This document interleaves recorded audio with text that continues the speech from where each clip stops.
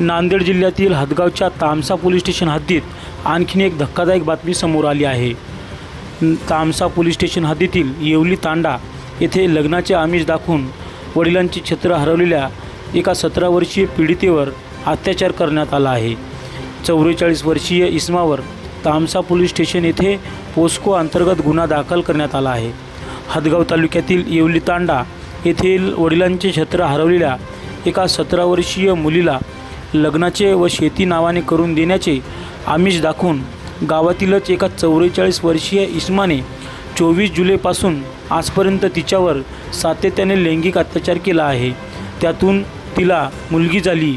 त्यानंतर पीडित मुलीसोबत त्या नराधमाने लग्नही केले नाही आणि तिच्या नावाने शेतीही केली नसल्याने पीडितेच्या तक्रारीवरून तामसा पोलीस ठाण्यात त्या नराधमाविरोधात पोस्को अंतर्गत गुन्हा दाखल झाल्याची घटना दिनांक 16 रोजी बुधवारी रात्री 10:30 वाजताच्या दरम्यान घडली असून तामसा भागात पुन्हा एकदा खळबळ उडाली आहे।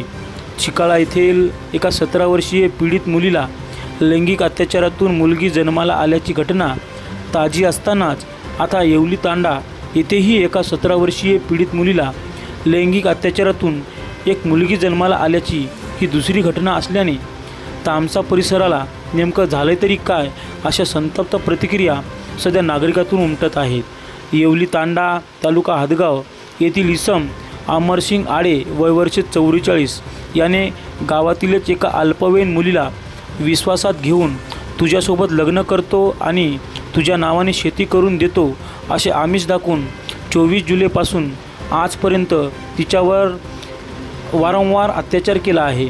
त्यात ती पीडित मुलगी गरोदर राहिली आहे। लैंगिक अत्याचारातून पीडितीला एक मुलगी जन्मली।